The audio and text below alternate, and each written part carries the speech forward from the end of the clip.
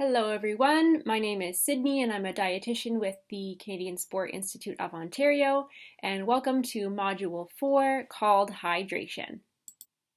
In this fourth module, we will talk about hydration, we will discuss hydration testing, and then finally how to hydrate.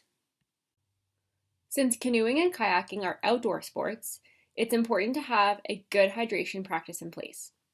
And the goal for athletes most of the time is to be in a well-hydrated state in order to stay healthy and maintain optimal performance. So what is dehydration? So we know that water is an essential part of the body, and our bodies are made up of 50% or more of water. And dehydration occurs when more water is leaving the body than we're replacing or that's coming in. And during dehydration, the volume in our blood goes down, and this affects our ability to regulate our temperature. It affects our body's ability to transport nutrients and oxygen around to ourselves, which is crucial when we're exercising. And then it also reduces our body's ability to remove excess waste products that are built up during exercise. So why is hydration and performance so important to discuss? Well, a fluid loss of 2% of body weight has been shown to reduce exercise performance. So 2% level of dehydration can start to impact our performance.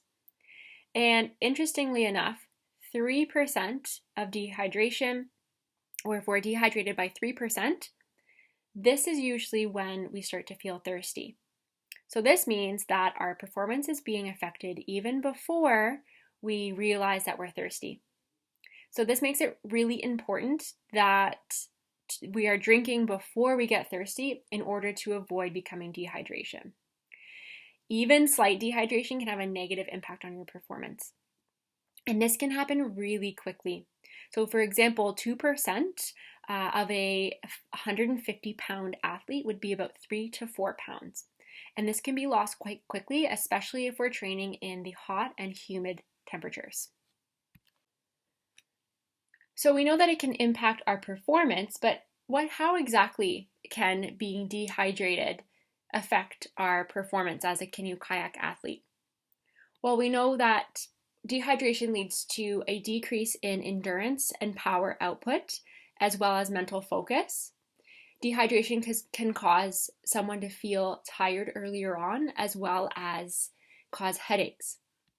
So all of these things can impact your stroke rate and your pace. It could impact your concentration while you're racing and training, and it can certainly impact your energy over multiple races in a regatta. So being dehydrated can lead to bad performance. And this is crucial when your races are won or lost by hundredths of a second. So it's really important that we include hydration in our nutrition plan. So let's move on and talk about the different ways we can measure our hydration status. So one way we can measure our hydration status is by measuring something called urine-specific gravity. And this test is usually done in the laboratory, usually for the purposes of research. However, they can be taken into the field to test an athlete's daily hydration status. So what they use here is called a refractometer, and you'll need a urine cup and a pipette to go along with this. And what happens is an athlete provides a small amount of urine, usually in the morning with the first void, and a couple of drops of urine are placed in the refractometer in that little circle there. And it analyzes urine-specific gravity. And this urine-specific gravity is measuring the concentration of the particles in the urine sample that was given. And then it gives you a number, and a number or a value greater than 1.02 would indicate that that athlete is dehydrated. So it can be used in the field, although it's not overly convenient and used by a lot of athletes, but it is one of the measures that we can use for hydration status. Besides using the urine-specific gravity to measure our hydration status, we can also use this table here, and we can look at our urine color to determine if we are well hydrated or not. So ideally, we are aiming for our urine to be a light lemonade color. And keep in mind that sometimes certain medications or vitamin supplements will change the color of our urine. However, we're aiming for a color closer to the left-hand side of this scale here. So along, between the 0 and 2% mark. As we notice as we go along this scale, as the percentage of dehydration increases, we see how it starts to affect our performance. So even at a mild dehydration of 2% or less, we might have impaired cognitive function and thermoregulation. As we progress between 2 and 4, our endurance and our measure of the intensity of the exercise is increased. As we move closer to the 4 and 6, we start to reduce our speed and power output. And then as we move closer to the end of that scale, around 6, 7, 8% dehydration, we start to experience those cramps, heat exhaustion, and then that's when we start to experience heat stroke. So some common symptoms, signs and symptoms of being dehydrated are included here. So again, we might experience those headaches, have difficulty concentrating, our heartbeat might increase, and we might start to feel easily fatigued. Now, in addition to measuring our urine color, we can also measure our weight changes to help determine our hydration status. So your fluid requirements will definitely differ based on your own sweat rate and the ability to drink during your training. And the amount and rate at which athletes sweat can vary quite a lot. However, you can estimate your level of hydration by getting a baseline of your weight for a few consecutive days, weighing yourself first thing in the morning after using the washroom, and making sure that the night before you've practiced good hydration.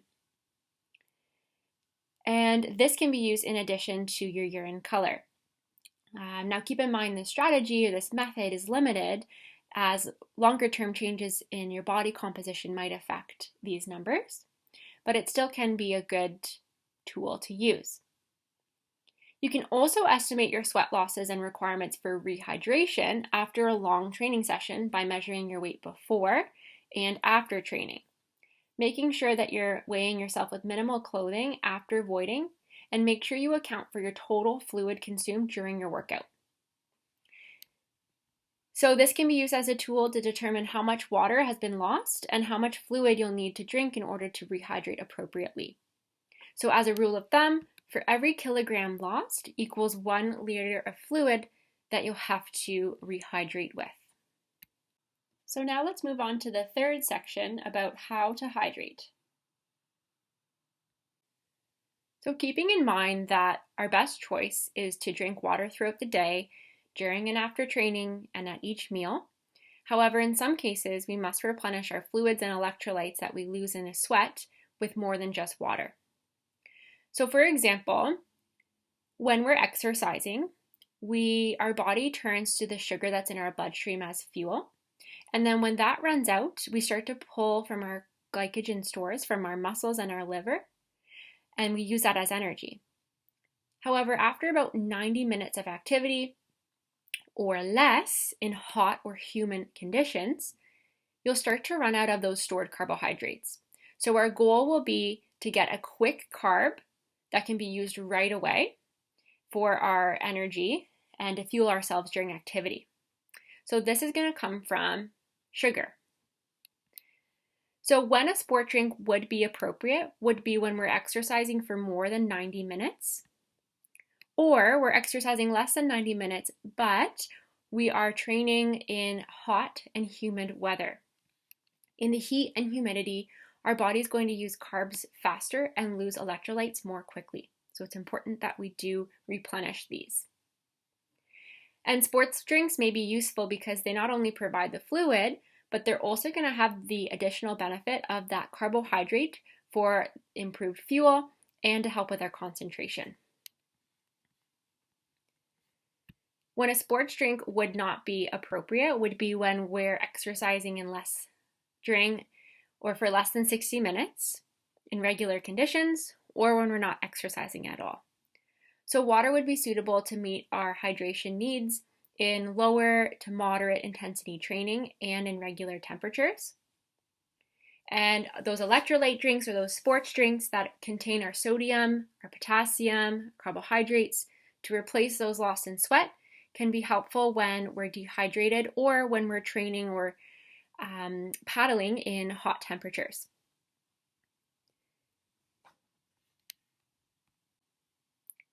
During a regatta, you might be racing several times per day, and sports drinks may be of use here when you have limited time to recover between races and or it's a very hot and humid day. So these sports drinks can provide our fluids along with our carbs for energy. Remember, these are our quick carbs. They're going to digest quickly and give us the fuel that we need during our exercise. And they're also going to provide those sodium and the potassium that's lost in sweat. Now, there are alternatives to sports drinks. So, for example, we can combine our plain old water with our quick carbs. So, thinking about things like our bananas and pretzels, they would be low in fiber, fat, and protein, and high in carbohydrates, so they would digest quickly. And naturally, bananas would have some potassium in them. And if we get salted pretzels, they would have some of that sodium. So they would provide these with our electrolytes along with our carbs. And if we're drinking fluid, then we are getting all three. So this is just a different way to look at it. If you can tolerate more solid foods, then maybe doing the foods plus the fluids would be a good option. But if you're someone who can't tolerate more of those solid foods and you'd prefer to supplement with those drinks, then the sports drinks would be a good option. So your hydration plan will be different depending on your hydration status, the weather, and your training session or your race day demands. And your hydration plan will often include a combination of electrolyte drinks or sports drinks as well as water in order to maintain that optimal hydration. So in general, before we go into training, we want to make sure that we're well hydrated. So aiming for that light lemonade color. And as another rule of thumb, you can aim to have 250 to 500 milliliters of water about 4 hours prior to the training session. Or this works out to between 5 and 7 milliliters per kilogram of body weight, if you want to calculate it that way. If you don't have any urine output or your urine is very dark, we want to make sure that you're consuming an additional 250 to 400 milliliters of water about 2 hours prior to that training session. Or you can calculate this by anywhere between 3 to 5 milliliters per kilogram of body weight.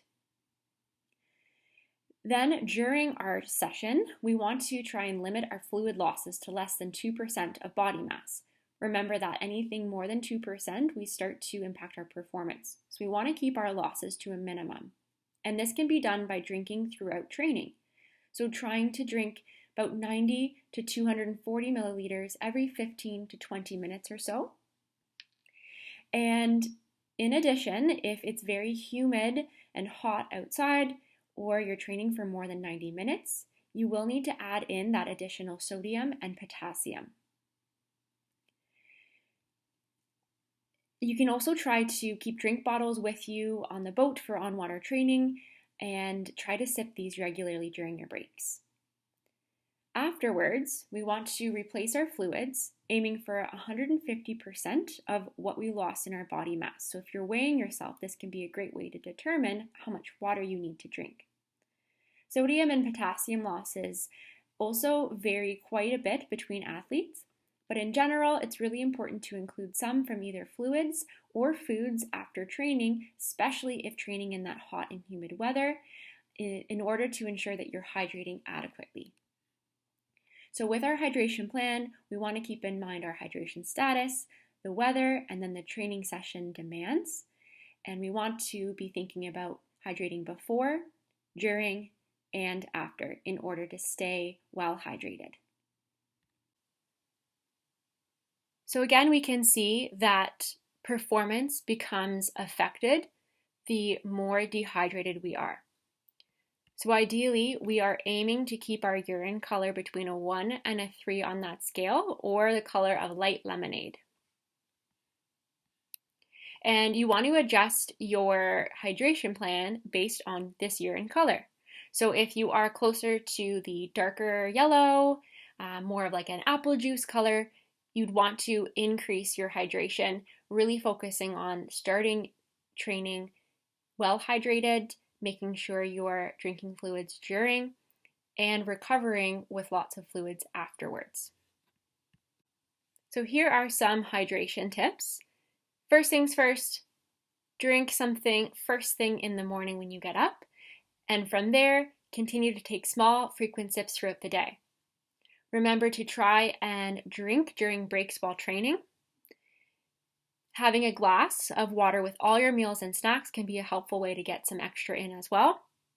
And always keep your water bottle in sight.